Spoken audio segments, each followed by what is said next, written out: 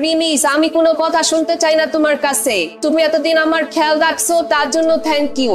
আমি তোমাদের দুজনের মাঝখানে ভিক্ষা কোনো ঝামেলা তৈরি করতে চাই না। তোমার গার্লফ্রেন্ড তোমার জন্য ওয়েট করতেছে মনে হয়, আর তোমাদের মধ্যে ঝামেলা তৈরি করার জন্য মাফ চাই।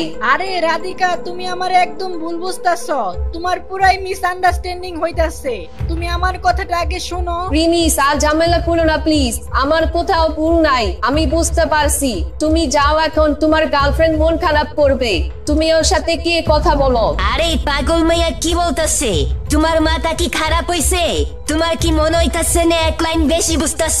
ওর মতো একটা ভিখারি আমার বয়ফ্রেন্ড হবে? সুনাইরা যখন তাদের মধ্যে এসে বলে তার আর প্রিমিসের মধ্যে কোনো কিছুই নেই, তখন রাধিকার মুখে আবার মুচকি হাসি ফিরে আসে। এটা শুনে তার খুব ভালো লাগছিল যে প্রিমিসের কোনো গার্লফ্রেন্ড নেই। এইদিকে ম্যানেজার তানভীরও যখন সুনাইরার মুখে এই কথা শুনে সেও হেসে ফেলে। সে তখন বুঝতে পারে তার বস আসলে কোনো ফালতু ছেলে না। সুনাইরা, হইছে তোমার ট্রায়াল দেওয়া হইছে নাকি? কোনো জামা পছন্দ হইছে? পেছন থেকে সুনাইরার বয়ফ্রেন্ড রাহুল আসে। রাহুলের গলার আওয়াজ শুনে প্রিমিস বুঝতে পারে এটা রাহুল ছাড়া আর কেউ না। রাহুল প্রিমিসকে দেখেই রেগে যায় আর বলে, আরে তুমি এখানে কি করো? আমার হাতে মাই খেতে চাও মনে হইতাছে?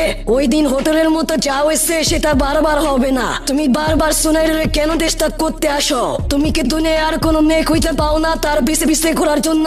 আরে রাহুল, তোমার আমি কতক্ষণ আগে পানি আনতে বলছি, তুমি এখন আসলা? তুমি জানো না তুমি দেশি লেট করলে তোমার আমি কত মিস করি? রাহুল প্রিমিসকে যেভাবে অপমান করছিল যেন প্রিমিস এক নাম্বার ভণ্ড।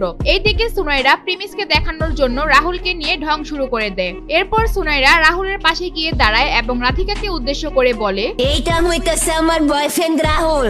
ওর সাথে তোমার প্রিমিসের মধ্যে কোনো তুলনা নাই। কোথায় তোমার বয়ফ্রেন্ড আর কোথায় আমার বয়ফ্রেন্ড? রাহুলের পায়ের যোগ্য না তোমার বয়ফ্রেন্ড, বুঝছো?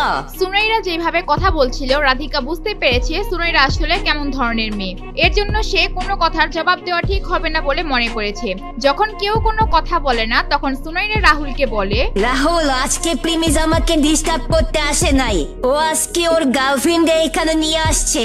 ওরা নাকি এই জায়গা থেকে জামা কাপড় নিতে আসছে। আরে ভাই, এখন কি ওরাও এখান থেকে জামা কাপড় কিনবে নাকি? क्या बात है ভাই? এখানে কি এখন সস্তায় জামা কাপড় বিক্রি করা শুরু করে দিছে নাকি? রাস্তার যে কেউ এসে ঢুকে পড়তেছে।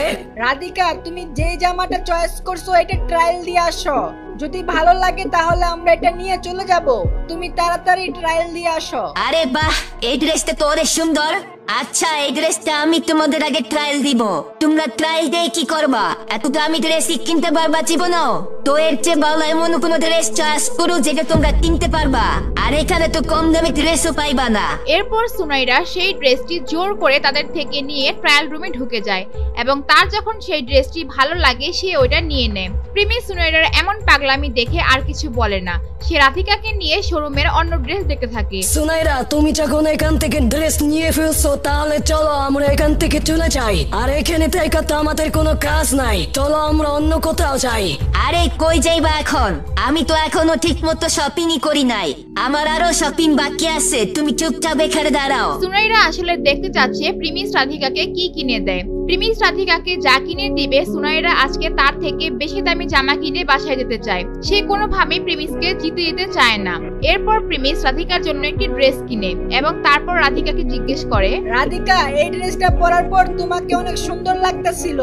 এখানকার ড্রেসগুলো অনেক সুন্দর আর তোমাকে অনেক মানাইতেছে। তুমি তাহলে এখান থেকে আরো দুই একটা ড্রেস নাও। আরে না না, পাগল নাকি? আর প্লিজ লাগবে না। তুমি আমার জন্য শুধু শুধু এতগুলা টাকা নষ্ট করলা। আরে থ্যাংক ইউ দেওয়া লাগবে না। আর যেহেতু আজকে তুমি আর ড্রেস কিনতে চাইতেছো না, তাহলে অন্য আরেক দিন আসবো না। ওই দিন তুমি আবারও পছন্দ করে নিও। না প্রিমিস, তার কোনো দরকার হবে না। আমি এই ড্রেস অনেক দিন পর্যন্ত পরতে পারবো। আর শুধু শুধু এত দামি কাপড় পরে মানুষকে দেখানোর কোনো মানে নেই। তুমি আমার জন্য আজকে যা করছো তাতে আমি অনেক খুশি। এরপর প্রিমিস রাধিকাকে কিছু বলে না। তারপর তারা দুইজন যখনই সেখান থেকে চলে যেতে নিবে সেখানে সুনাইরা আবার রাহুলকে নিয়ে হাজির হয় আর বলে, শো অফের জন্য দামি জামা কিনতেছো তাই না? যাতে তুমি আমার নিচেতে দেখাইতে পারো? এটাই যখন চাও তাইলে তোমার একটা চ্যালেঞ্জ দিতাছি, দেখি কে কোপ জামা কিনতে পারে এখান থেকে। আমারে তো নিজে দেখাইতে চাও, দেখি তুমি বেশ জামা কিনতে পারো না রাহুল আমাকে বেশ জামা কিনে দিতে পারে। সুনয়রা মনে মনে ভেবেই রেখেছে প্রিমিসকে এখান থেকে ছোট না করে সে কিছুতেই যেতে দেবে না। রাধিকা প্রিমিসের দিকে ইশারা দেয় যেন প্রিমিস না করে দেয়। সে চায় না প্রিমিস ও সুনয়রার মতো পাগল হোক। জামা কাপড়ের যে দাম, এই চ্যালেঞ্জ অ্যাকসেপ্ট করা বোকামি ছাড়া আর কিছুই না। আচ্ছা ঠিক আছে, আমি রাজি। তুমি যেহেতু বলতাছো, ঠিক আছে আমি চ্যালেঞ্জ অ্যাকসেপ্ট করলাম। আমার কোনো সমস্যা নাই এই চ্যালেঞ্জে। প্রিমিস রাধিকাকে শান্ত হওয়ার জন্য ইশারা করে, আর প্রিমিস এই শর্তে রাজি হওয়ার কারণ হচ্ছে প্রিমিস রাজি না হলে সুনয়রা এত সহজে প্রিমিসকে এখান থেকে যেতে দিবে না। আচ্ছা, মনে হইতাছে প্রিমিসের মাথা খারাপ হয়ে গেছে। ও আমাদের সাথে কম্পিটিশন করতে চায়। ও মনে হয় জানে না, নাইলে ভুলে গেছে এই জায়গার জামা কাপড়ের দাম যে কত। প্রেমিস, তোমার এই সাহসী দেখা তোমারে কি সাহসী বাহাদুর বলবো নাকি বেকেও বলবো বুঝতাছি না। তোমার আর আমার মধ্যে কি ডিফারেন্স সেটা আমি আজকে তোমাকে বুঝাই দিনু। জানি না ওই দিন তুমি কিভাবে বাজি মারছো, কিন্তু আজকে তোমার এই কারে তোমার নাটারি কোনো কাজে আসবে না। প্রিমিস তাদেরকে কিভাবে বুঝাবে তারা যে নদীতে নৌকা চালানোর প্ল্যান করছে আসলে সেই নদীটাই প্রিমিসের। তারা যে দোকানের জামা কাপড় কেনার চ্যালেঞ্জ লাগতে চাচ্ছে আসলে সেই দোকানটাই প্রিমিসের। কিন্তু প্রিমিস চায় না তার আসল পরিচয় সবাই জানুক, বিশেষ করে রাধিকা তো অবশ্যই না। তোমার মনে আছে তুমি তোমার লটারির টাকা সব বাচ্চাদের ডোনেশন করে দিছিলা? এখন তো তোমার কাছে ওই টাকাটাও নাই। শেষবারের মতো বলতেছি, ভাবো আরেকবার। আরে সুনয়রা, এত ভাবার কিছু নাই। আমি বুঝা শুনে রাজি হইছি।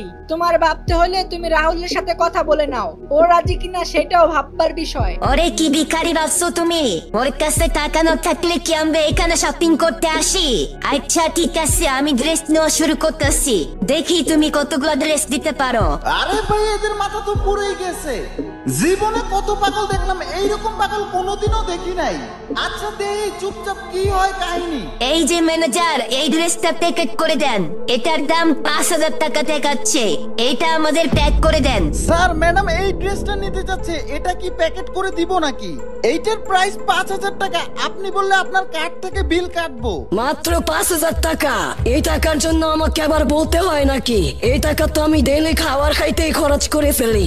এই সামান্য টাকার জন্য জিজ্ঞেস করার কিছু নাই, টিকিট করে দেন। দেখছো তোমরা, এটা হইলো আমার বয়ফ্রেন্ড। আমার বয়ফ্রেন্ড ভিখারি না যে মাত্র ৫,০০০ টাকার জিনিসের জন্য পারমিশন চাইবে। সুনয়রা এটা বলার পর প্রিমিসের দিকে তাকিয়ে থাকে। প্রিমিস এর জবাবে কি করবে? সে রাধিকাকে কত টাকার জামা কিনে দিবে? কতক্ষণ চলবে একজন আরেকজনকে এই ছোট দেখানোর খেলা? কে শেষ পর্যন্ত জিতবে? আপনার কি মনে হয় তা কমেন্ট করে জানান। আর পরের পার্টটা সবার আগে দেখতে চাইলে দিবস গেমিং এর ইউটিউব চ্যানেলটি সাবস্ক্রাইব করে নোটিফিকেশন বাটনটি বাজিয়ে রাখেন।